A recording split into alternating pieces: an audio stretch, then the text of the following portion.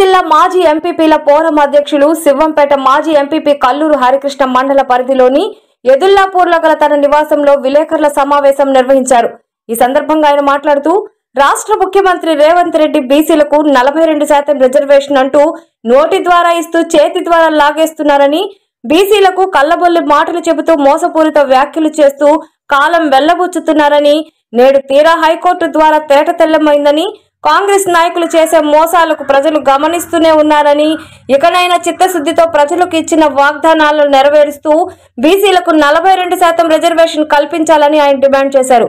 ఈ కార్యక్రమంలో మాజీ సర్పంచ్ శేఖర్ గౌడ్, టీఆర్ఎస్ నాయకులు శేఖర్ తదితరులు పాల్గొన్నారు. బీసీ రిజర్వేషన్లపై తెలంగాణ ముఖ్యమంత్రి రేవంత్ రెడ్డి గారు ఆడినటువంటి నాటకం స్పష్టంగా ప్రజలందరికీ అర్థమయ్యింది.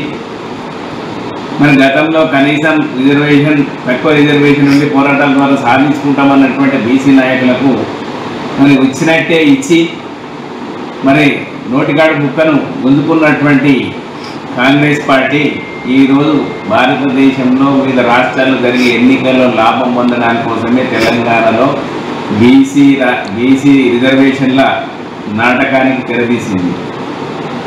కానీ న్యాయస్థానం ఉన్నతమైనటువంటి నిర్ణయంతో మరి మీరు చేసినటువంటి తప్పులు ఏ విధంగా చేశారని స్పష్టంగా ప్రజలకు అర్థమయ్యే విధంగా ఈరోజు ప్రజల ముందర ఉంచి తప్పు చేసింది రేవంత్ రెడ్డి, ముమ్మాటికి కాంగ్రెస్ నాయకులే అని స్పష్టం చేసి ఇక్కడ ఉన్నటువంటి బీసీ ప్రజలకు, బీసీ నాయకులకు కాంగ్రెస్ యొక్క మోసాన్ని ఎండగట్టే విధంగా తీర్పు చెప్పడం జరిగింది.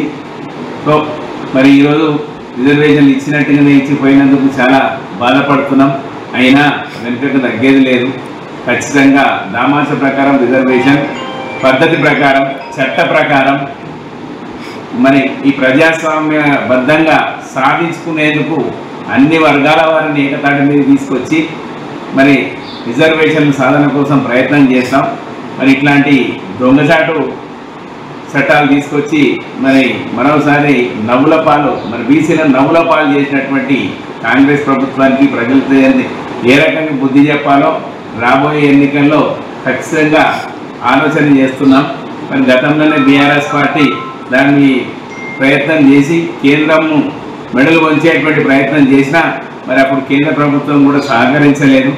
మరి చెప్పిన అసెంబ్లీలో వాళ్ళు చెప్పే బీఆర్ఎస్ పార్టీ చెప్పేటువంటి మాటలు పెడచెవున పెట్టి చేసి తీరుతామని చెప్పేసి పనికిరాని జీవోను మరి ప్రజల ముందుకు తీసుకొచ్చి నవ్వుల పాలు చేసిరని చెప్పేసి ఈ తెలియజేస్తూ మరొకసారి మరి అందరినీ తెలంగాణ రాష్ట్రంలో ఉన్న బీసీ నాయకులను, కాంగ్రెస్ పార్టీల్లో నలిగిపోతున్నటువంటి బీసీ ఎమ్మెల్యేలు, మంత్రులకు నేను స్పష్టంగా చెప్పదలిచింది ఒకటే, మనం లక్ష్య సాధనలో ఉన్నాం. మీ వెంట ఉన్నటువంటి బీసీ జనానికి మీరు జవాబు చెప్పేటువంటి పరిస్థితి ఉన్నది. కాబట్టి మీరు కాంగ్రెస్ పార్టీకి రాజీనామా చేయండి, మీ పదవులకు రాజీనామా చేయండి, మీరు ప్రజల్లోకి రండి, మేము మళ్ళీ ఒకసారి మిమ్మల్ని గెలిపిస్తాం, మనం అందరం కూడా బీసీల కోసం పోరాడదాం, తప్పు చేసినటువంటి కాంగ్రెస్ పార్టీని భూస్థాపితం చేద్దాం, మన హక్కులను మనం కాపాడుకుందాం అని తెలియజేస్తూ మరొకసారి తెలంగాణలో మరి రాజకీయంగా మరి